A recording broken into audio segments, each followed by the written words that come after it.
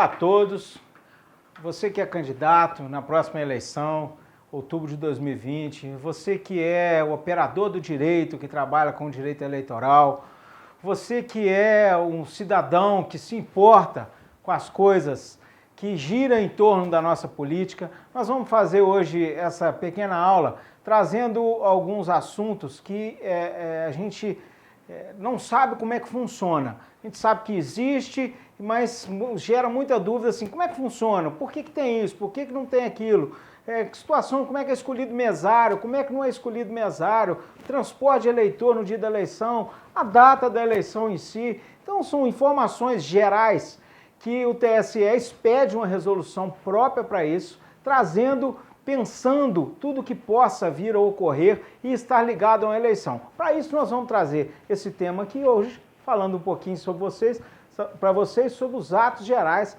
do processo de eleição. Bom, primeiro vamos começar com a data e o seu exercício do voto. A data do nosso primeiro turno é no dia 4 de outubro de 2020, às 8 da manhã e com término às 17 horas. O nosso segundo turno, lembrando que o segundo turno são em cidades que possuem mais de 200 mil eleitores, se dará no dia 25 de 10 de 2020, 25 de outubro de 2020. O voto é obrigatório, segundo a nossa Constituição Federal, para os maiores de 18 anos e facultativo para os analfabetos, os maiores de 70 anos, os maiores de 16 e menores de 18. Poderão votar os eleitores regularmente inscritos até 6 de maio de 2020. Agora falaremos um pouquinho sobre o nosso sistema eleitoral. O professor Vladimir bem explanou já sobre isso, uma aula muito completa sobre o tema, nós vamos dar uma pincelada. E o nosso sistema eleitoral hoje ele é majoritário, que é aquele sistema que se escolhe o prefeito e o vice-prefeito, o governador e o vice-governador, o presidente e o vice-presidente, senadores, esses são escolhidos majoritariamente. Em caso de empate na eleição de majoritário, no caso de executivo, de prefeito e vice-prefeito, será eleito o de maior idade. Isso está lá na Lei 9.504. Nos municípios com mais de 200 mil eleitores, como já foi dito, que é aquele que tem segundo turno, não havendo nenhum candidato que alcança a maioria absoluta do voto, o que é a maioria absoluta? Metade mais um dos votos válidos, deverá ocorrer o segundo turno com os dois mais votados. Uma observação importante: se antes de realizar o segundo turno ocorrer a morte, a desistência ou o impedimento legal do candidato, deverá ser convocado entre os remanescentes o de maior votação, ou seja, se entre os dois mais votados, o primeiro ou o segundo tiver algum problema, que ele não possa concorrer ao segundo turno, não é o vice dele que assume a candidatura, não é. Quem assume a candidatura é o terceiro colocado. Quem vai disputar o segundo turno é o terceiro colocado. Isso está no artigo 3º, parágrafo 2º da Lei 9.504. Uma curiosidade interessante, que todo mundo pensa que quem vai assumir é o vice. Não, não é o vice. Quem assume é o terceiro colocado que está na disputa. O outro sistema eleitoral que a gente tem é o sistema eleitoral proporcional. São aqueles que a gente escolhe vereadores, deputados estaduais, deputados federais. Estarão eleitos os que tenham obtido votos em número igual ou superior a 10% do quociente eleitoral, tantos quantos o respectivo quociente partidário indicar, na ordem da votação nominal que cada um tenha recebido. Nas eleições proporcionais, contam-se como válidos apenas os votos dados a candidato regularmente inscritos e às legendas partidárias. Pois bem, vamos falar agora da operacionalidade da eleição. Nós vamos falar agora um pouquinho das mesas receptoras de votos. As mesas receptoras de votos, aquelas, quando a gente chega para votar, tem lá os mesários sentados, bonitinhos, eles se compõem com um presidente, um primeiro e um segundo mesário e um secretário. Não poderão ser nomeados para compor as mesas receptoras nem para atuar no apoio legístico. os candidatos e seus parentes, ainda que por afinidade, até o segundo grau, inclusive, e o cônjuge. Os membros de diretórios de partidos políticos que exerçam função executiva. Aqui é importante salientar, nós estamos falando de membros de diretório que exerça função na direção executiva. Ou seja, fulano é filiado ao partido X. O juiz nomeou ele para mesário. Pode ou não pode? Pode. A legislação permite isso. Não deve, mas pode. As autoridades e os agentes policiais, bem como os funcionários no desempenho de cargos de confiança do Poder Executivo. Ou seja, aquele cara que trabalha na prefeitura, que exerce cargo de confiança, não pode ser nomeado como mesário. Os que pertencem ao serviço eleitoral, já aqueles funcionários do cartório eleitoral. Os eleitores menor de 18 anos. Os componentes das mesas receptoras serão nomeados, de preferência, entre os eleitores do mesmo local de votação, com prioridade para os voluntários. Se você quer ser voluntário da Justiça Eleitoral, se você quer trabalhar no dia da eleição, é só você se dirigir ao seu cartório eleitoral e se inscrever como voluntário. Pois bem, o juiz eleitoral nomeará, no período compreendido entre 7 de julho a 5 de agosto de 2020, as pessoas que comporão essas mesas. Os eleitores nomeados poderão apresentar recusa justificada à nomeação em até 5 dias a contar da sua nomeação, cabendo ao juiz eleitoral apreciar livremente os motivos apresentados. Ou seja, o juiz te convocou, te nomeou para ser mesário. Você não concorda, você não quer, ou então você tem algum impedimento que o juiz não sabe, como, por exemplo, eu sou primo do candidato a vereador, eu faço parte da prefeitura. Você, 5 dias após a sua nomeação, você pode fazer um ofício, levar ao juiz e explicar para ele, falar, doutor, não quero trabalhar no dia da eleição, não posso trabalhar no dia da eleição em virtude disso. E vai apresentar ao juiz. E o juiz vai decidir fundamentadamente se ele concorda com você ou não. Se ele não concordar e te manter como mesário, você é obrigatório o seu comparecimento para esse tipo de trabalho. Pois bem, os eleitores nomeados para compor as mesas serão dispensados do serviço e terão direito à concessão de folgas, sem prejuízo do salário, vencimento ou qualquer outra vantagem, pelo dobro do dia de convocação, inclusive dias de treinamento. Ou seja, se você ficar 2 dias por conta da Justiça Eleitoral, você terá mais 2 dias de folga, ou seja, 4 dias de folga nessa história.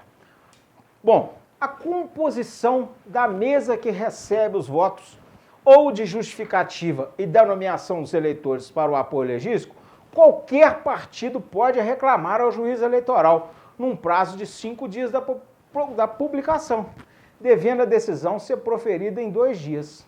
O que eu quero dizer com isso?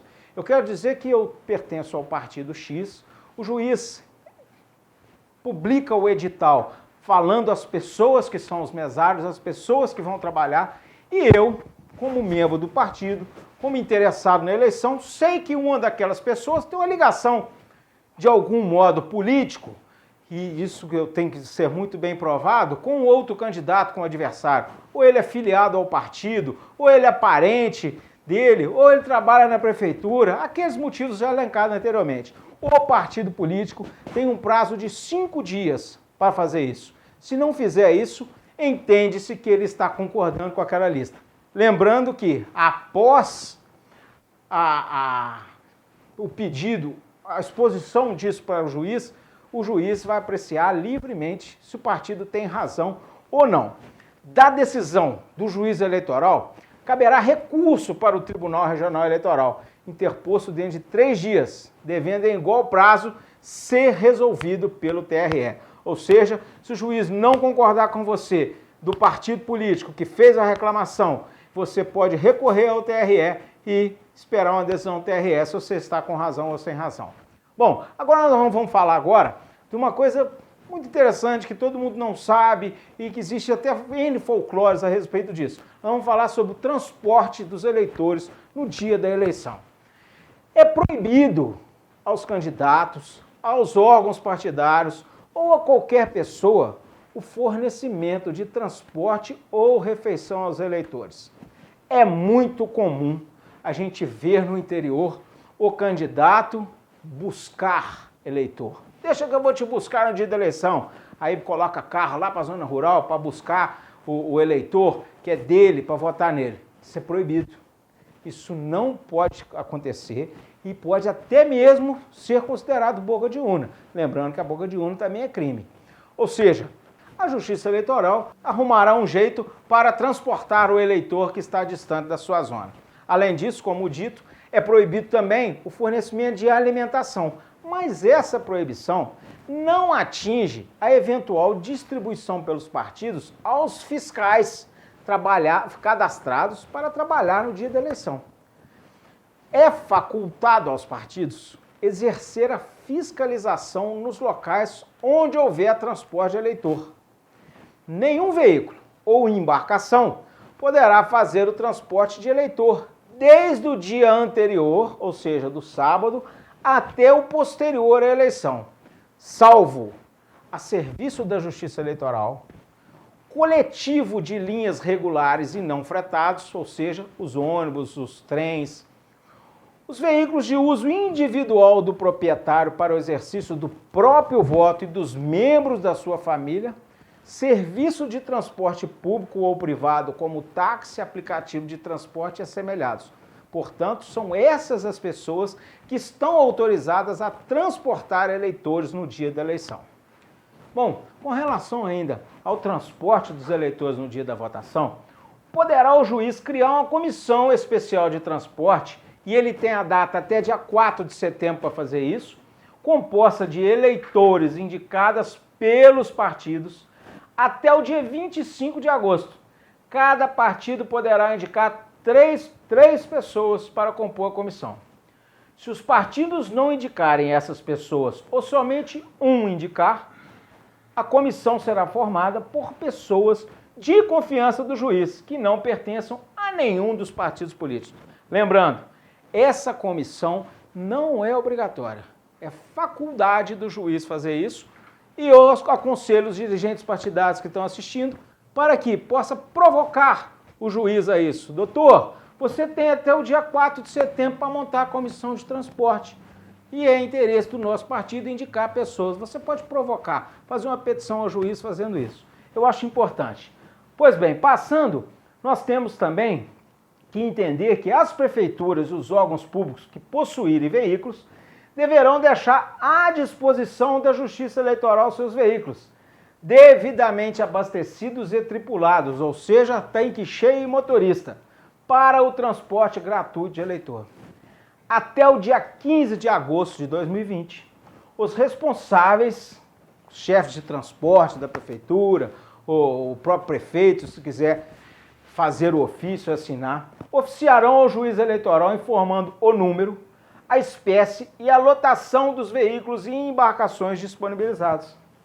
O juiz terá que oficiar os órgãos públicos até o dia 4 de setembro os veículos e embarcações necessárias. Ou seja, até dia 15 de agosto, os prefeitos mandarão, as prefeituras, os órgãos públicos mandarão um ofício para o juiz informando: ó, eu tenho tantos carros, eu tenho tantos ônibus que estão à disposição. O juiz tem até o dia 4 de setembro para falar com esses órgãos públicos que o oficiou, dizendo: ó, preciso de tantos veículos. O juiz divulgará em 19 de setembro de 2020 o quadro geral de percursos e horários programados para o transporte de eleitores, dando conhecimento aos partidos políticos. Isso aqui é muito importante para você, candidato, que está comprando esse curso, que está acompanhando essas aulas que a gente está dando. Sabe por quê? Porque eu costumo falar que quem vai na frente bebe água limpa.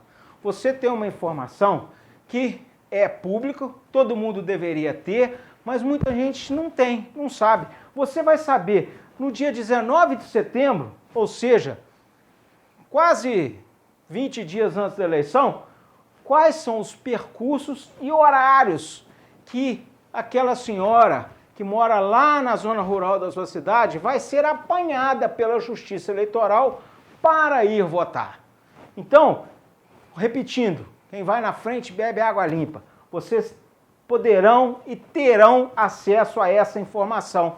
Até o dia 19 de setembro, o juiz vai publicar quais são os percursos e horários que os veículos destinados a buscar eleitores e autorizados pela Justiça Eleitoral assim o farão. Os partidos políticos, candidatos ou eleitores poderão oferecer reclamações em 3 dias contados da divulgação do quadro.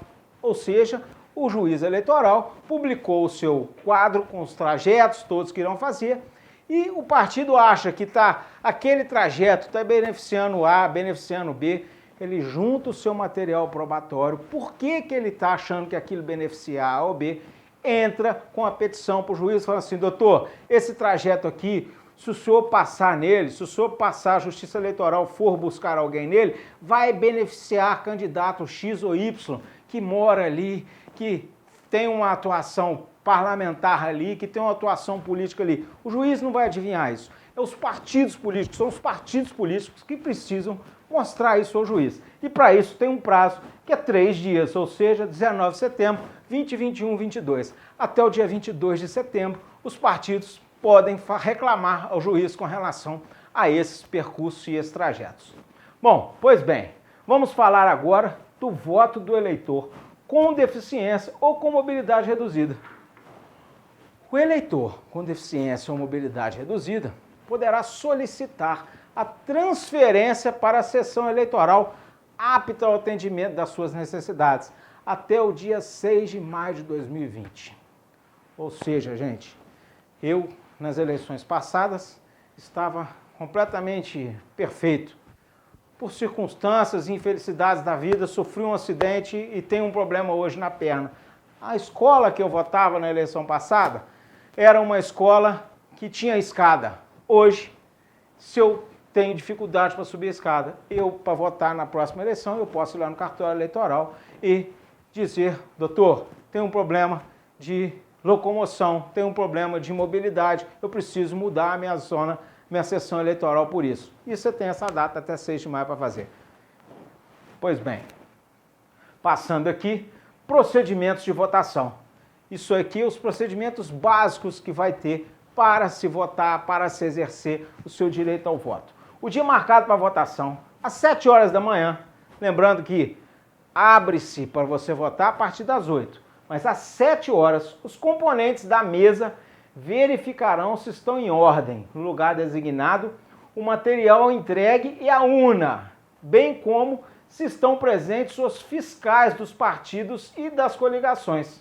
A ausência dos fiscais dos partidos políticos e das coligações deverá ser consignada em ata, sem prejuízo do início do trabalho. Ou seja, tendo ou não tendo fiscal, 7 horas da manhã, o presidente da mesa daquela sessão eleitoral vai lavrar uma ata informando que está abrindo os trabalhos e que está presente A, B, C ou D. Se não tiver ninguém presente, a não ser os mesários, ele abre a ata assim mesmo e rubrica ela. Após isso, o presidente emitirá o relatório da zerésima da urna, ou seja, ele vai provar, emitir um relatório que aquela urna eletrônica não tem nenhum voto dentro dela, está zerada, que será assinada por ele, pelos demais mesários e fiscais dos partidos e das coligações que desejarem. Portanto, gente, só para ficar claro para vocês, nós temos uma situação. 7 horas da manhã, o fiscal pode estar junto com o presidente da sessão na abertura daquela sessão. Qualquer eleitor, quando chegar às 7 da manhã, o portão de votação vai estar fechado. Mas os mesários estarão lá dentro, cuidando dessa parte que nós acabamos aqui agora de dizer. E é importante estar presente o fiscal do partido para acompanhar que a urna não tenha nenhum voto lá dentro, está tudo ok, tudo perfeito, e a ausência desse fiscal não impede o início dos trabalhos. Bom, terão preferência para votar quem é candidato, os juízes eleitorais e seus auxiliares, os servidores da justiça, os promotores, os policiais em serviço, maiores de 60 anos, os enfermos, os eleitores com deficiência ou com mobilidade reduzida, os obesos, as mulheres grávidas, as lactantes, aqueles acompanhados de criança de colo e pessoas com transtorno de espectro autista, bem como os acompanhantes destes. Esses são as pessoas que têm prioridade no procedimento de votação. Bom, para comprovar a identidade do eleitor, para você votar, além do título eleitoral, você precisa demonstrar que você é você.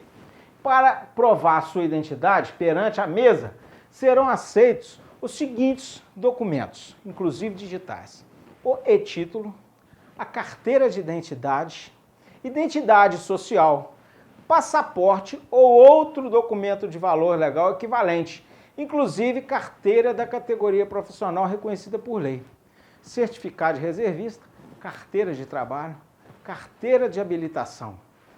Nota-se que em todos esses documentos tem uma coisa em comum, o que? A sua foto. Então, para vocês entenderem, se vota com um documento de identificação que tenha a foto. Na cabine de votação, é proibido ao eleitor portar aparelho de telefonia celular, máquina fotográfica, filmadora, equipamento de radiocomunicação ou qualquer instrumento que possa comprometer o sigilo do voto. Aqui a gente merece uma consideração pequena. Ouço muito as pessoas dizerem: gostaria de registrar esse momento importante de eu estar dando um voto numa pessoa que eu acredito e tudo. E a justiça não deixa. Não deixa. Sabe por quê? Porque tem muita gente, vivemos num país onde a corrupção eleitoral ainda é muito grande, onde é que a fraude eleitoral é muito grande, onde é que tem muito eleitor que vende seu voto e tem muito candidato que compra o seu voto. Então, esta seria uma forma de você provar ao candidato que você votou nele. Seria como aquele folclore que existe, né? Eu te dou a bota do pé direito hoje, se você me provar que votou em mim depois da eleição, eu te dou a bota do pé esquerdo. Por isso que a Justiça Eleitoral e a nossa legislação veda a comprovação de quem você votou, somente por conta disso. Por quê? Porque isso vai ser o recibo para aqueles candidatos corruptos que queiram comprar seu voto. É a forma que você vai provar que votou nele e você vai pegar o seu dinheiro. E como estamos cada vez mais fortes no combate à corrupção, no combate à fraude eleitoral, isso é de suma importância essa questão legal. Bom, passando para frente, voltando ainda com a situação do eleitor com deficiência ou mobilidade reduzida, ao votar, ele pode ser auxiliado por pessoa da sua escolha, ainda que não tenha requerido antecipadamente ao juiz eleitoral. É muito comum a gente ver isso, O cara, uma senhorinha de idade, com dificuldade de locomoção, quer ir votar e leva o netinho dela. O presidente da mesa quer ser mais Deus do que o próprio Deus e fala: não pode. A legislação fala que pode, tá, gente? Fiquem sabendo disso. O presidente da mesa, verificando ser imprescindível que o eleitor com deficiência ou mobilidade reduzida seja auxiliado por pessoa da sua escolha para votar, autorizará o ingresso dessa segunda pessoa com o eleitor na cabine, sendo permitido, inclusive, digitar o número nas urnas. Então, usando esse exemplo que eu dei, a vovó de idade, com dificuldade de enxergar, que quer levar o netinho para votar, e o netinho já vai lá e pode ele mesmo digitar os números para a vovó. Pois bem, a pessoa que auxiliará o eleitor com deficiência ou mobilidade deverá identificar-se perante a mesa receptora e não poderá estar a serviço da Justiça Eleitoral, não poderá estar a serviço de partido ou de coligação. Bom, falando um pouquinho da urna eletrônica. Na hipótese de falha na urna, em qualquer momento da votação, o presidente da mesa, à vista dos fiscais presentes, deverá desligar a urna eletrônica e religar, digitando o código de reinício da votação.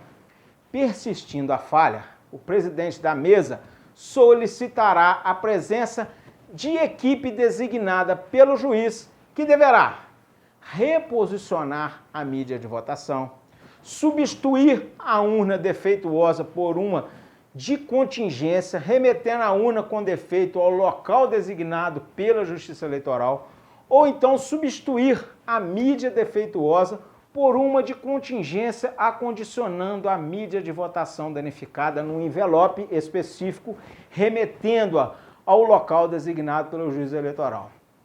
Os lacres das urnas rompidos durante os procedimentos deverão ser repostos e assinados pelo juiz eleitoral, ou, na sua impossibilidade, pelos componentes da mesa receptora de votos, bem como pelos fiscais dos partidos políticos e das coligações presentes. Bom, estamos chegando na parte final. Acabou a eleição, você foi eleito e agora está chegando o momento da sua diplomação. Pois bem, os candidatos eleitos ao cargo de prefeito, vice-prefeito, vereador e respectivos suplentes receberão até o dia 18 de dezembro de 2020 diplomas assinados pelo presidente da Junta Eleitoral Totalizadora, ou seja, pelo juiz eleitoral da comarca. Não poderá ser diplomado nas eleições majoritárias ou proporcional o candidato que estiver com registro indeferido, ainda que sob júdice. Nas eleições majoritárias, na data da respectiva posse, se não houver candidato diplomado, caberá ao presidente do Poder Legislativo assumir e exercer o cargo de prefeito até que sobrevenha decisão favorável no processo de registro ou haja nova eleição. Contra a expedição de diploma, caberá o recurso previsto no artigo 262 do Código Eleitoral, no prazo de 3 dias contados da diplomação. O mandato eletivo poderá ser impugnado na Justiça após a diplomação, no prazo de 15 dias, instruída a petição com provas de abuso do poder econômico, corrupção ou fraude eleitoral. Sobre esse tema, Dr. Vladimir exporá a vocês de forma muito tranquila e muito didática e com muito saber, muito conhecimento. É um dos nossos professores, juiz de eleitoral, já foi juiz eleitoral no TRE de Minas Gerais e saberá explicar isso aqui com muita propriedade. Bom, terminando o nosso assunto, nós vamos colocar uma coisa que já teve nas eleições anteriores, mas que o povo pouco sabe, principalmente candidatos, muito poucos sabem disso. O preso vota.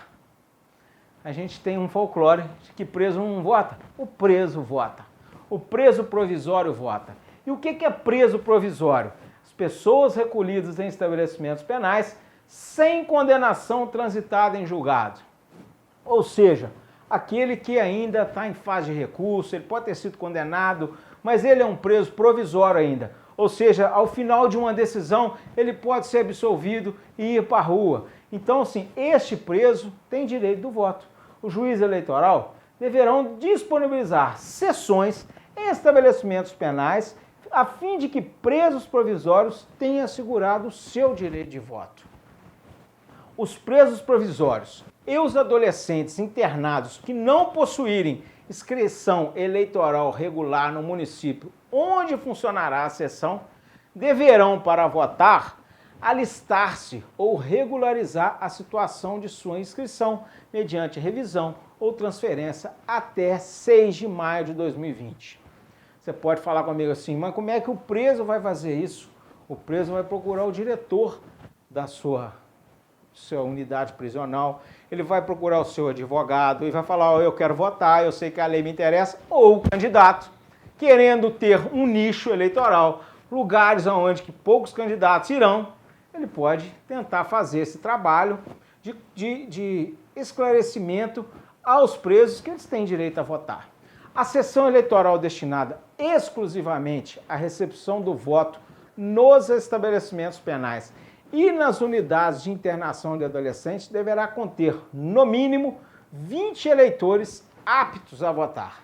Quando o número de eleitores não atingir o mínimo, deverá se agregar a sessão a outra no local mais próximo.